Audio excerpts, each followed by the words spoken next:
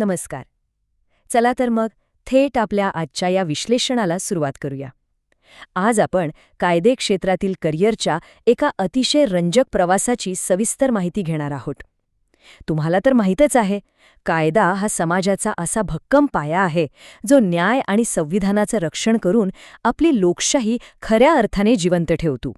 या सविस्तर मार्गदर्शिकेत आपण विधी क्षेत्राचं महत्त्व, त्यासाठी लागणारी शैक्षणिक पात्रता आणि प्रवेश परीक्षा, कायद्याच्या विविध शाखा, प्रत्यक्ष वकील बनण्याची संपूर्ण प्रक्रिया, रोजगाराच्या उत्तम संधी, पगार आणि शेवटी या क्षेत्रातील फायदे, आव्हाने आणि भविष्याचा आढावा घेणार आहोत.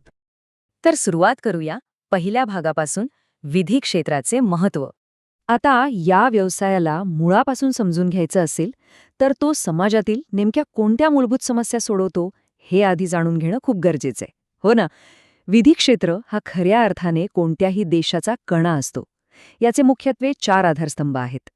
नागरिकांना न्याय मिळवून देणं, त्यांच्या हक्कांचं रक्षण करणं, समाजामध्ये सुव्यवस्था राखणं आणि सर्वात महत्त्वाचं म्हणजे सर्वोच्च असलेल्या भारतीय संविधानाचं रक्षण करणं. वळूया पुढच्या टप्प्याकडे, शिक्षण आणि प्रवेश परीक्षा. आता बघा, या क्षेत्रात येण्यासाठी अनेक वेगवेगळे मार्ग म्हणजेच एंट्री पॉइंट्स उपलब्ध आहेत. 12वी नंतर तुम्ही लगेचच 5 वर्षांचे इंटिग्रेटेड कोर्सेस निवडू शकता, जसं की BA LLB, BBA LLB किंवा BCom LLB. पण समजा तुमची पदवी आधीच पूर्ण झाली असेल तर त्यानंतरही 3 वर्षांचा मूलभूत LLB कोर्स करता येतो. आणि हो, पुढे उच्च शिक्षण घ्यायचंच असेल तर त्यासाठी 2 वर्षांचा LLM कोर्ससुद्धा उपलब्ध आहे.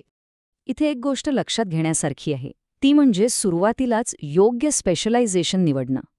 उदाहरणार्थ, BA LLB मध्ये कला आणि कायद्याचा सुंदर मेळ साधलाय, ज्यामध्ये प्रामुख्याने राज्यशास्त्र आणि समाजशास्त्रावर भर असतो. पण दुसरीकडे BBA LLB हा पूर्णपणे व्यवसाय आणि कायद्याचा संगम आहे. जे लोक कॉर्पोरेट जगात करिअर करण्याचं स्वप्न पाहत आहेत त्यांच्यासाठी हा कोर्स अगदी परफेक्ट आहे. बरं, आता जर national law school of India university Bengaluru, NALSAR Hyderabad किंवा दिल्ली युनिव्हर्सिटी यांसारख्या भारतातील एकदम टॉपच्या महाविद्यालयांमध्ये प्रवेश मिळवायचा असेल तर काय करायचं? त्यासाठी राष्ट्रीय स्तरावरील CLAT म्हणजेच कॉमन लॉ ॲडमिशन टेस्ट ही प्रवेश परीक्षा देणं हा सर्वात मुख्य आणि महत्त्वाचा मार्ग आहे. आणि ही परीक्षा सोपी नसते बरं का. या परीक्षेसाठी खूप सर्वसमावेशक तयारीची गरज असते. यात फक्त कायद्याचे प्रश्न नसतात, तर तुमची भाषिक कौशल्य तपासण्यासाठी इंग्रजी, चालू घडामोडींसाठी सामान्य ज्ञान, तुमची कायदेशीर विचारक्षमता, तुमची तर्कशक्ती आणि अगदी मूलभूत गणिताचीही इथे चाचणी घेतली जाते. थोडक्यात सांगायचं तर ऑलराऊंड तयारी लागते. आता आपण पाहूया यामधील तिसरा महत्त्वाचा भाग, कायद्याच्या प्रमुख शाखा. लॉ स्कूलमध्ये प्रवेश घेतल्यानंतर स्पेशलायझेशनचे खरोखरच अफाट पर्याय आपल्यासमोर उभे राहतात. साधारणपणे कायदा म्हटलं की सर्वात आधी आपल्या डोळ्यांसमोर येतं ते क्रिमिनल लॉ म्हणजेच फौजदारी कायदा. यामध्ये हत्या, चोरी, फसवणूक यांसारख्या अत्यंत गंभीर गुन्ह्यांची प्रकरणं हाताळली जातात. यासाठी वकिलांना प्रामुख्याने सत्र न्यायालय म्हणजे सेशन्स कोर्ट किंवा उच्च न्यायालयांमध्ये जोरदार युक्तिवाद करावा लागतो. पण या उलट दिवाणी कायदा किंवा ज्याला आपण सिव्हिल लॉ म्हणतो तो थोडा वेगळा असतो. हा प्रामुख्याने लोकांमधील किंवा व्यवसायांमधील वैयक्तिक वाद सोडवण्यावर लक्ष केंद्रित करतो. म्हणजे समजा मालमत्तेचे काही वाद असतील, करारांचं उल्लंघन झालं असेल किंवा नुकसान भरपाईचे दावे असतील तर अशा प्रकरणांमध्ये कायदेशीर मार्गाने योग्य तोडगा काढण्याचं काम यामध्ये येतं. आता थोडं बिझनेस क्षेत्राकडे वळूया. इथे कॉर्पोरेट लॉ ही एक अत्यंत लोकप्रिय आणि आजच्या घडीला खूप जास्त मागणी असलेली शाखा आहे. मोठमोठ्या कंपन्यांचे अतिशय क्लिष्ट करार, व्यवसाय कायदे आणि 2 कंपन्यांचे एकत्रीकरण म्हणजेच मर्जर्स अँड ॲक्विजिशन्स अशा मोठ्या कॉर्पोरेट घडामोडी ह्या शाखेत खूप काळजीपूर्वक हाताळल्या जातात. आणि आपल्या या आधुनिक युगाशी अगदी अचूकपणे जुळवून घेतलेली एक नवी कोरी शाखा म्हणजे सायबर लॉ. आजच्या डिजिटल जगामध्ये वेगाने वाढणारी ऑनलाईन फसवणूक, डेटा चोरी आणि डिजिटल गुन्हेगारी हे सगळं हाताळण्यासाठी आणि त्यावर कडक कारवाई करण्यासाठी या शाखेचं महत्त्व आता प्रचंड वाढलं आहे. वळूया पुढच्या भागाकडे, जो आहे प्रत्यक्ष वकील होण्याची प्रक्रिया. तुम्हाला वाटत असेल की पदवी मिळाली की लगेच कोर्टात जाता येतं, पण तसं नाहीये. प्रत्यक्ष न्यायालयात पाऊल ठेवण्यासाठी 4 अनिवार्य टप्पे पार करावेच लागतात. LLBची पदवी पूर्ण करणं हा तर केवळ पहिला टप्पा झाला. त्यानंतर तुम्हाला बार काउन्सिल ऑफ इंडियामध्ये अधिकृत नोंदणी करावी लागते. मग ऑल इंडिया बार एक्झामिनेशन म्हणजेच AIBE ही परीक्षा पास व्हावी लागते आणि हे सगळे टप्पे यशस्वीपणे पार केल्यानंतरच खऱ्या अर्थाने तुम्ही कोर्टात प्रत्यक्ष वकिली सुरू करू शकता. पण एक लक्षात घ्या, केवळ या परीक्षांमधून पुढे जाणं पुरेसं नसतं.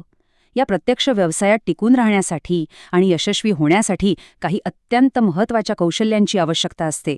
उत्तम संवाद कौशल्य म्हणजेच प्रभावी बोलणं, अचूक तर्कशक्ती, प्रचंड आत्मविश्वास, अवांतर वाचनाची सवय, कायद्याचं सखोल ज्ञान आणि तुमची विश्लेषण क्षमता, या सर्व गोष्टी मिळूनच खऱ्या अर्थाने एक उत्तम वकील घडतो. आता आपण अशा टप्प्यावर आलो आहोत ज्याची बहुतेकांना उत्सुकता असते: रोजगाराच्या संधी आणि पगार. शिक्षण आणि प्रमाणपत्रांची सर्व प्रक्रिया पूर्ण झाल्यानंतर खऱ्या जगातील करिअरचे पर्याय आपल्यासमोर येतात. हे विधी क्षेत्र तुम्हाला 2 अगदी वेगळे व्यावसायिक मार्ग देतं. एकीकडे सरकारी पदे आहेत, ज्यामध्ये न्यायाधीशासारखं सर्वोच्च आणि सन्माननीय पद किंवा सरकारी वकील, विधी अधिकारी म्हणून काम करण्याची उत्तम संधी मिळते. तर दुसरीकडे खाजगी क्षेत्रातील अत्यंत आकर्षक भूमिका आहेत, ज्यामध्ये मोठ्या कॉर्पोरेट कंपन्या, नामांकित लॉ फर्म्स, मल्टीनॅशनल कंपन्या आणि बँकांमधील संधींचा समावेश होतो. आता थोडा आर्थिक बाजूचाही विचार करूया. जसजसं तुमचं स्पेशलायझेशन आणि अनुभव वाढतो, तसतसे तुमचे आर्थिक लाभही खूप वेगाने वाढतात. सुरुवातीच्या काळात म्हणजेच एका फ्रेशर लॉयरला साधारणतः 15,000 ते 30,000 रुपयांच्या आसपास सुरुवात होते. पण जर तुम्ही कॉर्पोरेट लॉयर असाल तर हेच उत्पन्न 50,000 रुपयांच्या पुढे जातं आणि न्यायाधीशांसारख्या अत्यंत सन्माननीय पदावर पोचल्यावर हे उत्पन्न 70,000 रुपयांच्याही पुढे जाऊ शकतं. आणि आता येऊया शेवटच्या भागाकडे, या क्षेत्रातील फायदे, आव्हाने आणि भविष्य. कोणत्याही करिअरचा विचार करताना आपण नेहमी एक संतुलित दृष्टिकोन ठेवणं आवश्यक असतं. आता कायद्याचं हे क्षेत्र तुम्हाला प्रचंड सामाजिक सन्मान देतं, एक स्वतंत्र व्यवसाय उभा करण्याची संधी देतं आणि साहजिकच अतिशय चांगलं उत्पन्नही देतं. पण त्याच नाण्याला दुसरी बाजूही आहे. सुरुवातीच्या काळातील थोडी कमी मिळकत, प्रचंड मोठी स्पर्धा आणि सर्वात महत्त्वाचं म्हणजे या क्षेत्रात अपडेट राहण्यासाठी आयुष्यभर सतत अभ्यास करत राहण्याची तयारी. या सगळ्या आव्हानांचा सामना करायला तुम्हाला सज्ज राहावं लागतं. पण भविष्याकडे पाहताना एक गोष्ट नक्की जाणवते, ती म्हणजे हा व्यवसाय आता अतिशय झपाट्याने विकसित होत आहे. पारंपरिक कायद्यांच्या पलीकडे जाऊन आता cyber law, artificial intelligence law, आंतरराष्ट्रीय कायदा आणि बौद्धिक संपदा हक्क यांसारख्या नवीन आणि अतिशय रोमांचक क्षेत्रांमध्ये करिअरच्या मोठ्या संधी निर्माण होत आहेत. या विश्लेषणाच्या शेवटी आपण एका महत्त्वाच्या प्रश्नावर विचार करूया. AI आणि सायबर कायद्याच्या या वेगाने वाढणाऱ्या प्रभावासोबत आपल्या न्यायव्यवस्थेची पुढची सीमा नेमकी कशी असेल?